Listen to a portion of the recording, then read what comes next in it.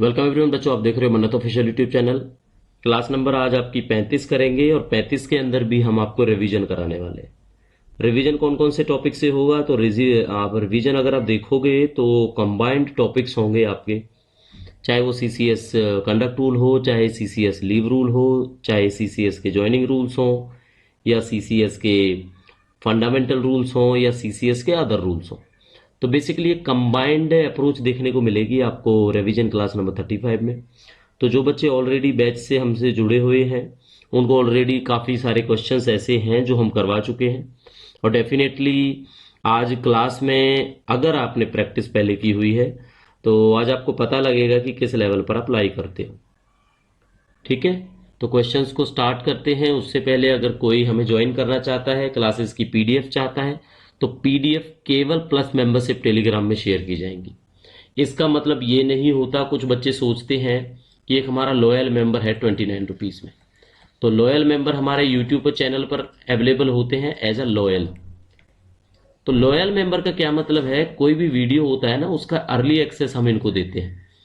Plus members के अलावा plus members को भी नहीं होती वो अर्ली अवेलेबल। तो यूट्यूब की जो क्लासेस हैं वो लॉयल मेंबर्स के लिए पहले अवेलेबल हो जाती हैं। साथ के साथ एक लॉयल्टी बैज उन्हें मिल जाता है उनके नेम के आगे।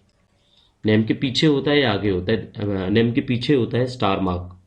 तो जिससे अगर आप कमेंट करते हो तो प्रायोरिटी बेसिस पर आपके कमेंट के आंसर देने के चांसेस 100% रहते हैं। मन्नत ऑफिशियल 14@gmail.com पर आप फाउंडेशन कोर्स कहो या इसको कोर्स कहो, क्योंकि एमसीआरई का तो आपको पता है एग्जाम भी 25 और कब होने वाला है, 25 और 26 को शेड्यूल्ड है। तो 25 और 26 इसी साल आपका शेड्यूल्ड है, इसी मंथ शेड्यूल्ड है। तो अगर आप देखोगे तो 10 डेज का टाइम आपके पास रह गया है। तो प्रिपरेशन अपनी बूस्ट करने के लिए रिवीजन सेशन को ज्वाइन कर लो आप लोग, और साथ के साथ अपने दोस्तों के साथ शेयर कर दो जो अभी इस वीडियो को देख रहे हैं। तो रिवीजन सेशन का पहला क्वेश्चन आज का क्या होगा आपका, तो डिस्कस करते हैं आपके साथ। The procedure to be followed in disciplinary proceedings instituted against a government employees is regulated by. इनका कहने का मतलब है अगर किसी एम्प्लॉय पर कोई कार्यवाही करनी है, डिसिप्लिनरी अनुशासनात्मक कार्यवाही करनी है, तो कौन से रूल लागू होते हैं? आपको ऑप्शन में रूल मिलेंगे, जैसे कंडक्ट रूल है, कोड ऑफ सिविल प्रोसीजर है, मैनुअल ऑफ ऑफिस प्रोसीजर्स हैं, और सीसीएस सीसीए रूल्स हैं। तो देखो ये तो आपको क्लियर है कि आपके कोड ऑफ सिविल प्रोसीजर्स नहीं होते और मैनुअल ऑफ ऑफिस प्रोसीजर्स बिल्कुल नहीं होते। ए और सी में से आपने डिसाइड करना है, तो हम वेट करेंगे 10 सेकंड्स तक आपका, फिर हम जवाब देंगे। तो 10 सेकंड्स तक आप जज कर सकते हो, देख सकते हो कि आंसर क्या होगा। तो बताइए डिसिप्लिनरी प्रोसीडिंग्स कौन से रूल के तहत कार्यवाही की जाती है? That is CCS CCA rules. ठीक है, अब क्योंकि ये रिवीजन सेशन है तो कोई कमी है जो हम नहीं छोड़ेंगे। सीसीए की फुल फॉर्म आप भी कमेंट कर सकते हो। क्लासिफिकेशन क्या होता है? Classification, control and appeal. Classification, control and appeal. आए कब ये रूल? तो ये रूल आपको पता है 1965 में आए। अब 1965 में भी कब आए, तो ये छोटा सा होमवर्क आपके लिए। तो यू कैन कमेंट हियर। तो आप लोगों ने कमेंट करके बताना है अगर आपने हमारी क्लासें अच्छे से देखी हैं तो, कि भाई सीसीए रूल कब आए आपके। क्लियर हो गया? क्या होता है इसमें? डिसिप्लिनरी प्रोसीडिंग्स की बात की जाती है जो किसी गवर्नमेंट एम्प्लॉय के खिलाफ शुरू की जाती है। क्वेश्चन 2 पे आ जाते हैं। Without any delay, without any time lag, delegation of financial powers. एक ये ना आप कहोगे तो थोड़ा सा समझा देंगे किसी क्लास में। एक ये छोटा सा टॉपिक है, डेलीगेशन ऑफ फाइनेंशियल पावर्स। मायने बहुत रखता है जब बजट अलॉट होता है, मिनिस्ट्री आपके इंस्टीट्यूट को बजट अलॉट करती है, मिनिस्ट्री को खुद गवर्नमेंट ऑफ इंडिया से मिलता है, तो डेलीगेशन ऑफ फाइनेंशियल पावर्स बड़ा मायने रखती है। तो ये 2024 में जो रूल्स आए ये कब से फोर्स किए गए? तो 24 में ही आए हैं। आपने बताना है 1 जनवरी से, 31 मार्च से, 1 अप्रैल से, या इनमें से कोई नहीं। तो सोचिए, कमेंट करिए, बताइए। सही कमेंट जो बच्चा करेगा उसको लाइक करके पता लग जाएगा, हम लोग लाइक करेंगे तो आपको पता लगेगा कि ये आंसर राइट है। वैसे हम आपको आंसर भी बताने वाले हैं, तो पहले आप जल्दी बताओ। 1 जनवरी है 31 मार्च है या 1 अप्रैल है या कोई नहीं है इनमें से? तो देखो, ना तो 1 जनवरी है ना 31 मार्च है, दैट इज 1 अप्रैल। तो आपका कब से लागू हुए? ये आपके हुए 1 अप्रैल से, 1 अप्रैल 2024 से।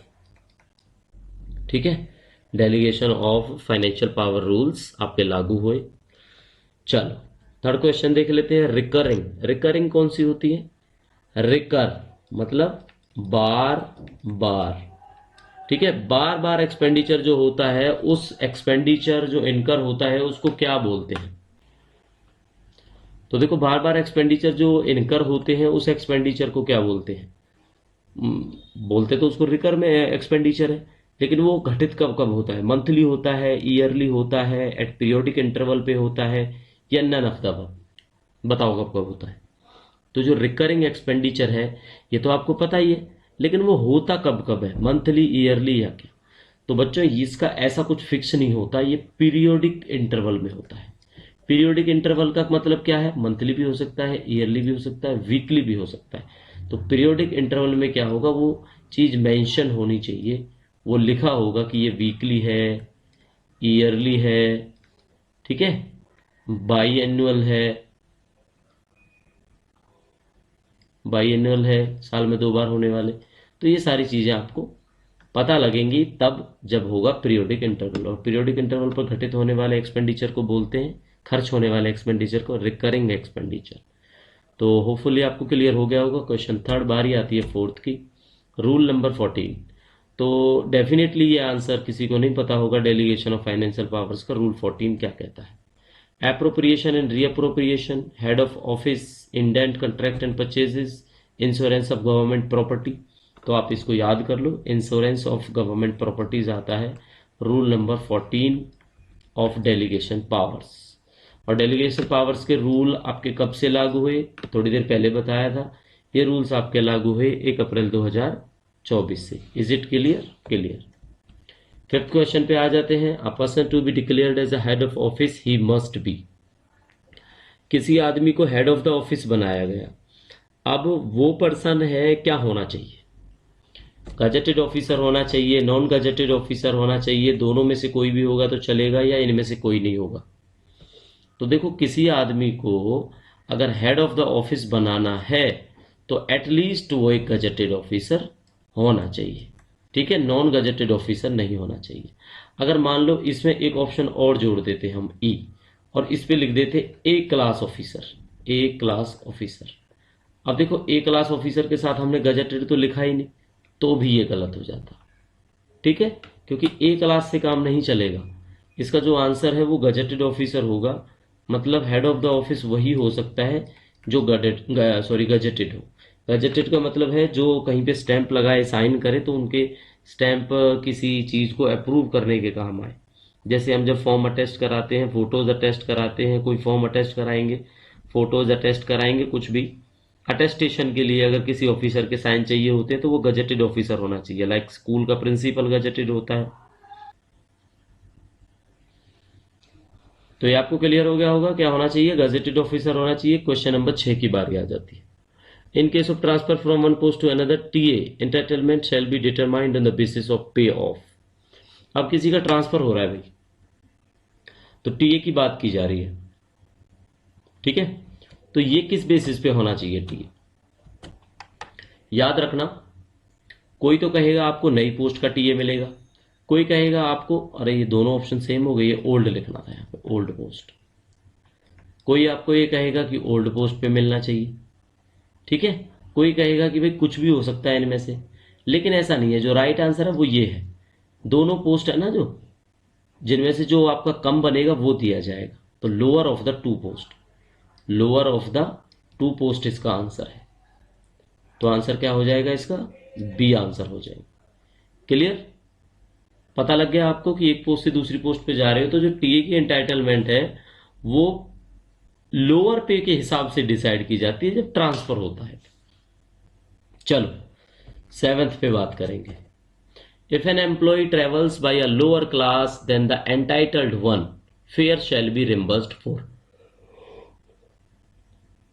अगर कोई एम्प्लॉय मान लो उनको एयर फेयर मिलना था और वो ट्रेवल करते हैं थर्ड एसी से, तो फेयर जो उनको रिम्बर्स होगा वो कौन सा होगा, थर्ड एसी का होगा या एयर का होगा, ये है क्वेश्चन। तो आंसर है the class next higher to the entitled class. तो वो कह रहे हैं जो भी क्लास, ये तो बिल्कुल नहीं बनेगा भाई, आपकी क्लास से ज्यादा नेक्स्ट वाली क्लास का कैसे मिल जाएगा, बिल्कुल नहीं मिलता। एक ये कह रहा है कि एंटाइटल्ड क्लास, तो इसमें दम है कि भाई जिस क्लास के लिए अप्लाई एलिजिबल हो वो मिलेगा। सी कहता है द क्लास एक्चुअली ट्रेवल्ड, तो ये ठीक था अगर ये नहीं होता, अब ये है तो ये ठीक है, ये गलत है। इसका मतलब क्या हुआ, जो क्लास आप एक्चुअली ट्रेवल करते हो जिस चीज से, वो फेयर आपको रिम्बर्स होता है। और ये भी याद रखना है वो लोअर रिम्बर्स होएगा, है ना। मान लो ट्रेन ट्रेन से लगे आपके 4,000 रुपये, आप थे एयर के लिए एलिजिबल, एयर से लगने थे आपके 6900 रुपये। तो अब 6900 रुपये थोड़ी रिम्बर्स होंगे, रिम्बर्स होंगे 4,000। क्यों, लायक थे एयर के जाने के एलिजिबल, चले आप ट्रेन से गए, तो ट्रेन का 4,000 है, वो 6900 है, तो 4,000 वाला मिलेगा। अब केस क्या है, एयर से एलिजिबल हो, 6900 रुपये मिलने थे, आप चले गए ट्रेन से। अब हम सपोज कर लेते हैं कि ट्रेन का किराया था 9,000, सपोज, ठीक है, ये हो सकता है।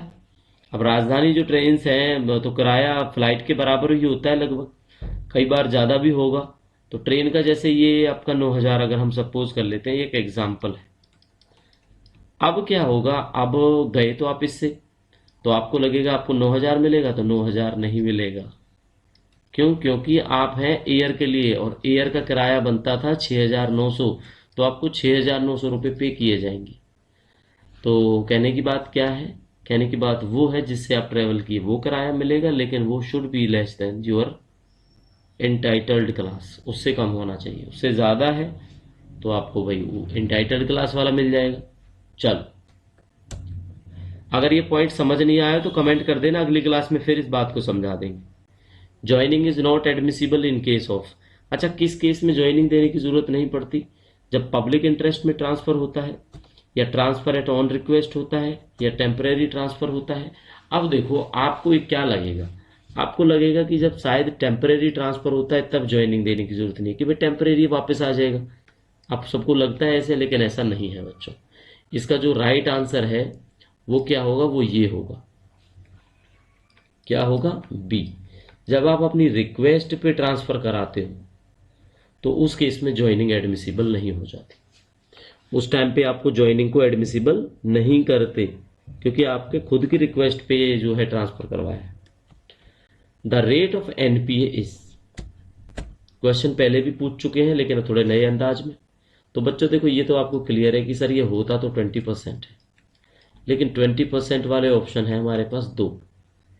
अब इसमें डीए जुड़ेगा या नहीं जुड़ेगा, ये कंफ्यूजन हमेशा रहती है। तो डीए बच्चों नहीं जुड़ेगा, इसलिए कितना मिलेगा, 20% of the basic. 20% of the basic क्या होता है आपका, ये एनपीए होता है। चलो, एनपीए, एनपीए क्या होता है, नॉन प्रैक्टिसाइजिंग अलाउंस। आप प्राइवेट नौकरी मत, शाम को क्लिनिक पे काम मत करो, डॉक्टर्स के लिए होता है, सीजीएचएस ऑफिसर्स के लिए होता है, तो हम आपको एक अलाउंस देंगे जो आपकी बेसिक पे का 20% होगा, that is NPA, non practising allowance. ठीक है।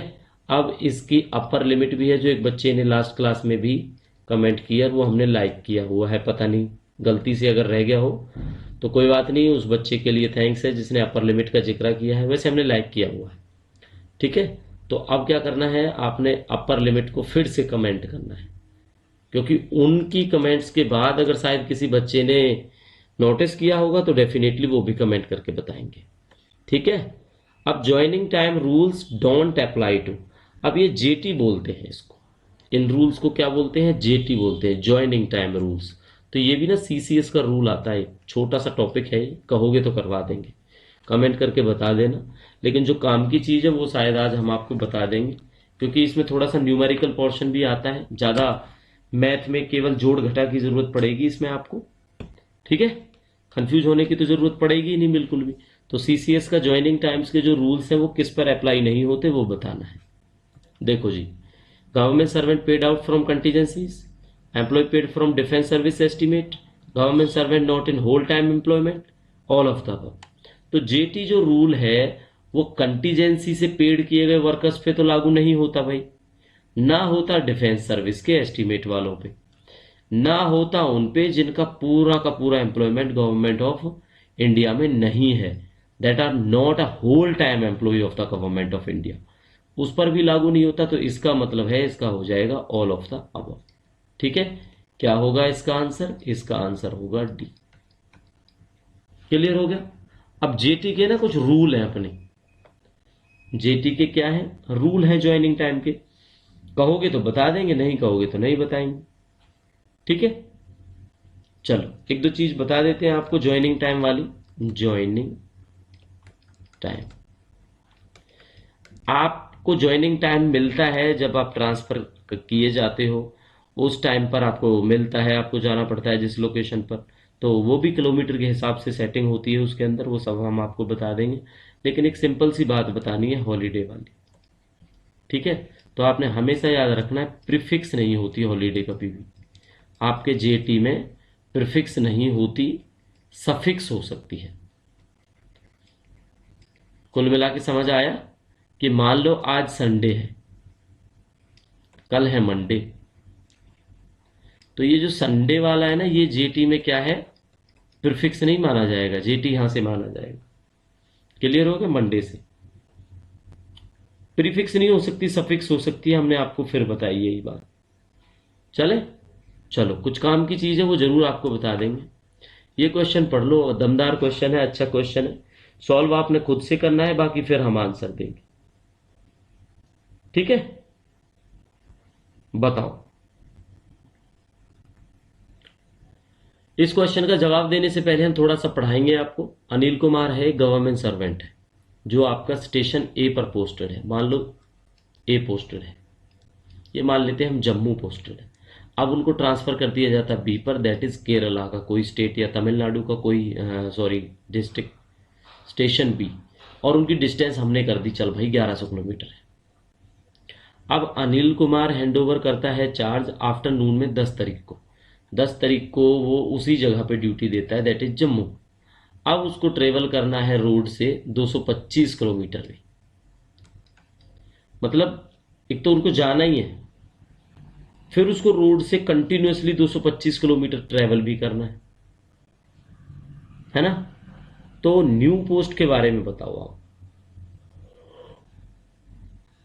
सबसे बड़ी बात है डिस्टेंस हमने बता दिया आपको 1100 किलोमीटर, ये बहुत याद रखना है। 1100 किलोमीटर जाना है पहले, फिर वहां से 225 किलोमीटर भाई उन्होंने कंटिन्यूअस रोड से भी जाना है। समझ आई बात? यहां तक तो वो फ्लाइट से भी जा सकते हैं 1100, लेकिन इसके बाद वो जाएंगे भाई रोड से। तो टाइम बताना है जेटी कितना मिलेगा उनको, ठीक है, अपने न्यू स्टेशन पर जाने के लिए। तो इसकी थोड़ी सी कैलकुलेशन आप लगाओ, उससे पहले थोड़ा सा आपको पढ़ा देंगे। तो ये 26 को फोरनून, 26 को आफ्टरनून, 27 को फोरनून, 27 को आफ्टरनून। ठीक है, चलो ज्वाइनिंग टाइम का थोड़ा सा पढ़ लो, फिर आपको समझ आ जाएगा। क्या समझ आ जाएगा? समझ ये आएगा, यहां पे कॉलम बनाएंगे हम डिस्टेंस का। अब यही यही फॉर्मूला है जो आपके काम आएगा। याद रखना, अगर जेटी में आपने ये नहीं पढ़ा तो कुछ नहीं पढ़ा। ये है जी आपका ज्वाइनिंग टाइम, जिसके लिए आप एलिजिबल हो कि इतने दिन तो मिलेगा आपको, और ये है जी आपका जेटी, ये बताएंगे आपको ये कब है, ये जेटी कब है ये भी बताएंगे। अभी पहले दो कॉलम्स को क्लियर कर लेते हैं। डिस्टेंस अगर है 1000 किलोमीटर या कम, 1000 तक है या 1000 से कम है, तो सीधी बात है भैया आपको मिलेंगे 10 दिन। 10 दिन के अंदर अंदर ज्वाइन करो।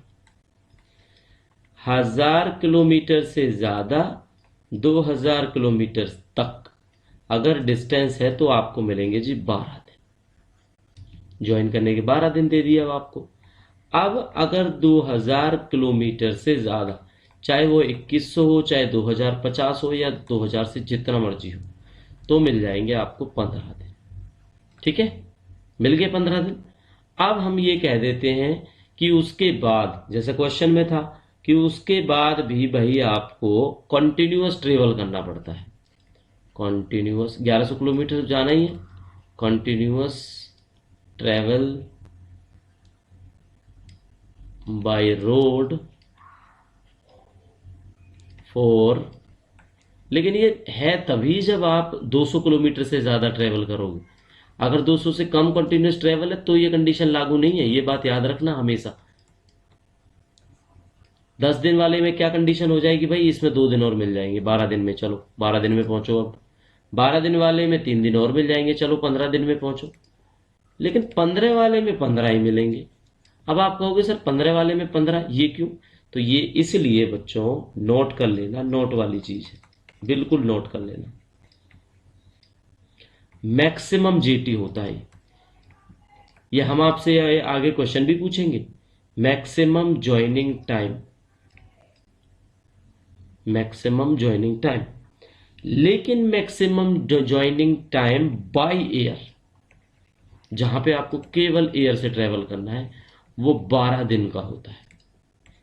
बिल्कुल नोट कर लेना इसको। अगर आप एयर से ट्रेवल करते हो तो मैक्सिमम जेटी है जो, वो मिलेगा जी आपको 12 दिन।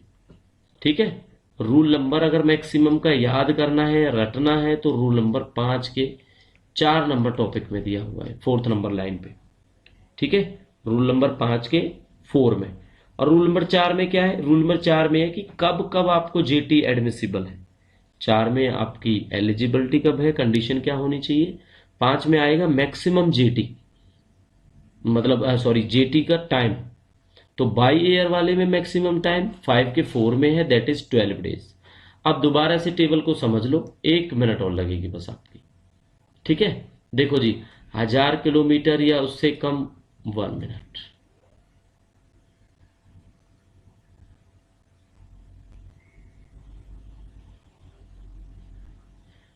1000 किलोमीटर 1 मिनट, ये हो नहीं रहा लग रहा है।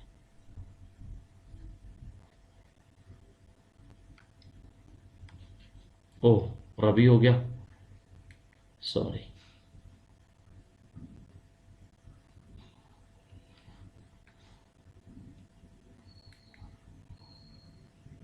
चलो ऐसे ही कर लेते हैं, लिख देते हैं इसको।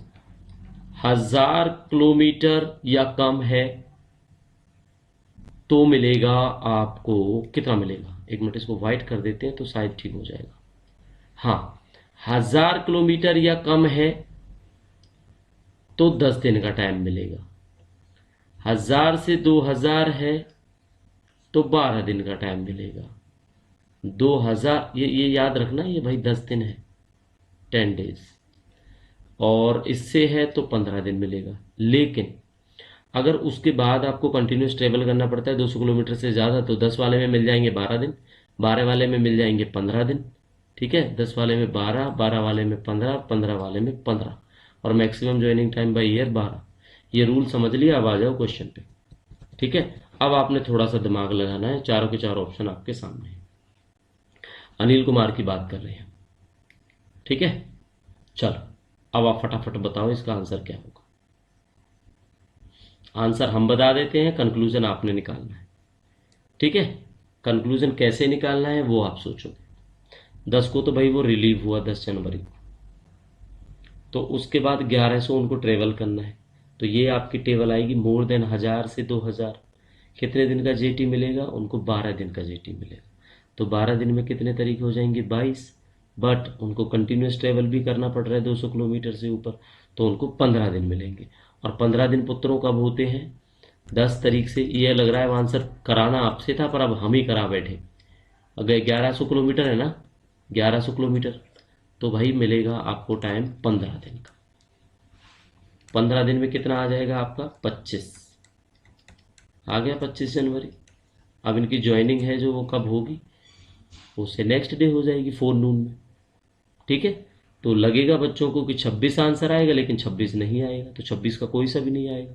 27 को सुबह सुबह ज्वाइनिंग करनी पड़ेगी उनको, ये इसका आंसर है। अब ये एक एक्सेप्शनल केस है जो थोड़ा सा समझाने के लिए बताया है। 15 अगस्त हो, 26 जनवरी हो, ये तो वो डेट है जहाँ पे छुट्टी होती है। होली दिवाली का तो पता नहीं लगेगा, मैं लिख देता हूँ 12 अक्टूबर, आपको थोड़ी पता है होली है नहीं है, सॉरी दिवाली है नहीं है। मैं लिख देता हूँ 3 मार्च, आपको थोड़ी पता है होली है, जब तक मैं मेंशन ना करूँ। तो इसमें तो मेंशन कोई करेगा भी नहीं। 26 जनवरी 15 अगस्त का आपको कोई कुछ नहीं बताएगा, उस दिन तो छुट्टी होती है, नेशनल हॉलीडे होता है। तो नेशनल हॉलीडे हमने आपको रूल नंबर थोड़े टाइम पहले पढ़ाया था ना, क्या पढ़ाया था रूल? रूल एक्चुअल में एक यही पढ़ाया था कि भाई आपका जो है सफिक्स हो सकता है, प्रीफिक्स नहीं हो सकता जेटी में। यही बोला था ना, प्रीफिक्स नहीं हो सकता जेटी में आपका। एग्जैक्टली के लिए तो रूल नंबर 5 में लिखी है ये हॉलीडे वाली बात, सबसे पहले हॉलीडे वाली बात बताई।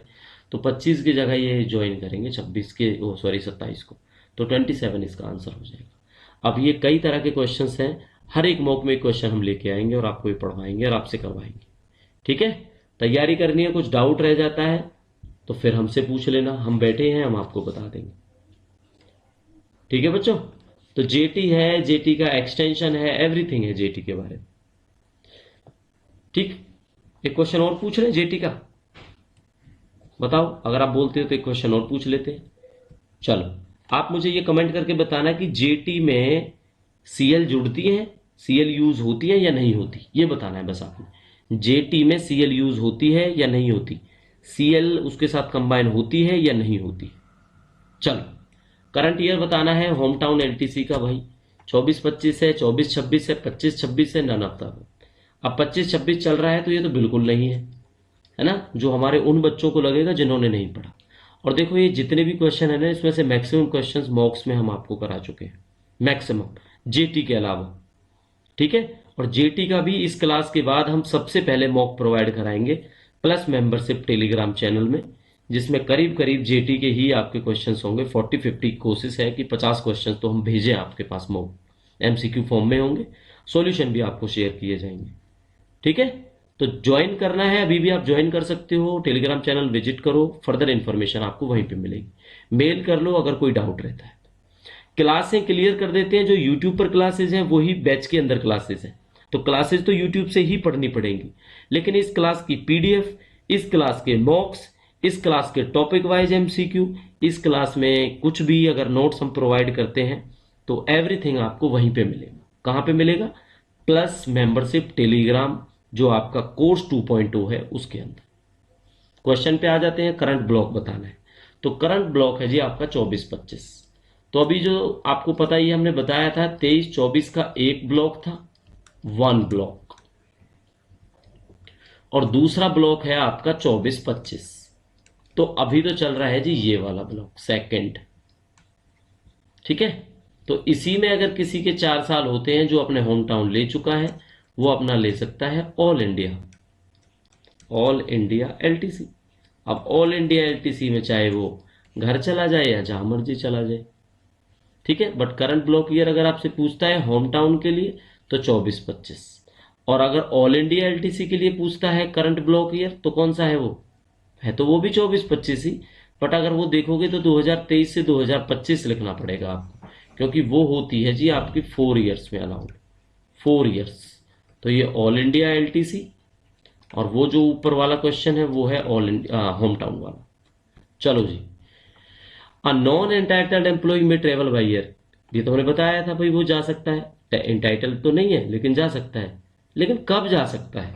अगर हमने रिम्बर्समेंट भी फुल लेनी हो तो एक तो प्लेस है वो रेल से जुड़ा हुआ नहीं होना चाहिए, एक अगर एयर ट्रेवल के अलावा आप किसी चीज से जहाज, पानी के जहाज से अगर जाते हो और वो उससे भी महंगा पड़ जाता है तो आप एयर ट्रेवल कर सकते हो। ठीक है, कन्वीनियंट तो चलेगा नहीं, ये भी नहीं चलेगा। तो 2 ऑप्शन ऐसे हैं, तो ये क्वेश्चन अकेला ऐसा है जिसका आंसर हमने लिखा नहीं है यहाँ पे, चलो ये लिखा भी आ गया। तो इसका आंसर होगा ए एंड सी बोथ। ये स्टेटमेंट वाले क्वेश्चन जब आएंगे ना तो ऐसे ही आते हैं, पहले स्टेटमेंट लिखी होंगी ये 1 2 3 4, फिर लिखे होंगे ए बी दोनों, ए सी दोनों, A B C D, all of the above, तो ए और सी आएगा हमारा। तो नॉन एंटाइटल्ड कोई भी एम्प्लॉय होगा वो आपका एयर से ट्रेवल कर सकता है एलटीसी के केस में, ये बात बहुत जरूरी है, आपने याद रखनी है। थोड़ी देर पहले एक क्वेश्चन पूछा था ना कि जेटी को कंबाइन किया जा सकता है क्या?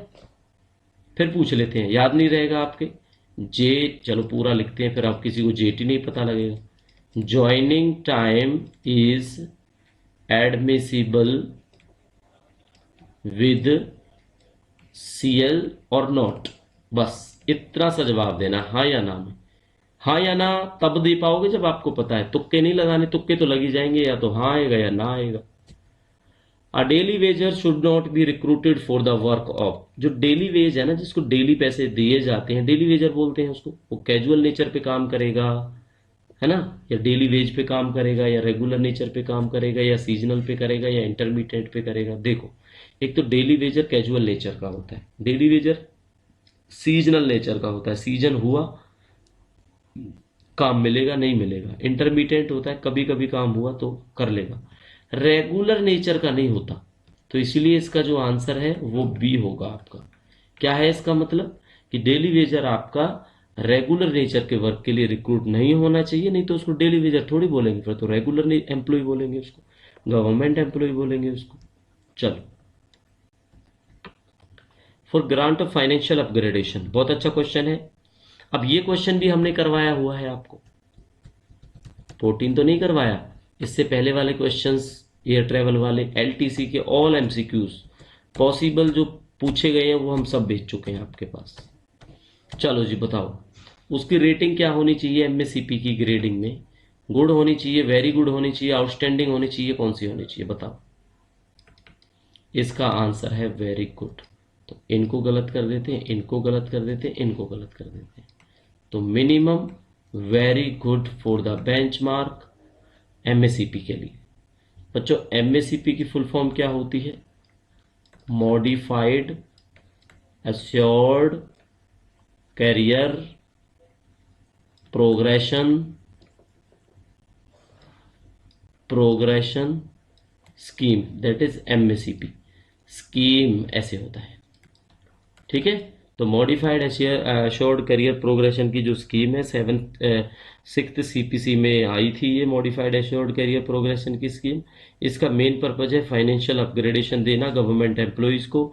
इसका जो टाइम है वो भी हम आपको बता देते हैं, 10 ईयर्स में दी जाती है, 20 ईयर्स की सर्विस में दी जाती है, 30 ईयर की सर्विस में दी जाती है। ये भी क्वेश्चन पेपर्स में कई बार पूछा जा चुका है, आईआईटी में भी, निटर चंडीगढ़ में भी, एम्स में भी आया होगा किसी न किसी एग्जाम में। किसी जो इंडिविजुअल एम्स, जब जैसे एम्स पटना करवाती थी, या कोई अलग अलग इंस्टीट्यूट्स हैं आपके जिन्होंने एम्स आपका करवाया ये AAO और असिस्टेंट का एग्ज़ाम, है ना। चलो, तो 15 क्वेश्चन करा दिए आपको, बहुत सारी चीज़ें हैं इसके अंदर बताई हैं। ज्वाइनिंग टाइम की बहुत अच्छी चीज़ बताई है, नेक्स्ट क्वेश्चन करवाएंगे आपको। तो ज्वाइनिंग टाइम के आपको अब इसके बाद वो मिलने वाले हैं एमसीक्यूज टेलीग्राम चैनल पर। तो इसलिए क्लास के लिए धन्यवाद, पढ़ते रहो बच्चों। ज्वाइन कर सकते हो, हमें सब्सक्राइब कर सकते हो, manatofficial14@gmail.com ऑफिशियल ईमेल आईडी है, इस पर आप हमसे कांटेक्ट करिए, जुड़िए। तो टाइम बहुत कम रह गया है, प्रिपरेशन आपके एंड पे है, डिपेंड करता है।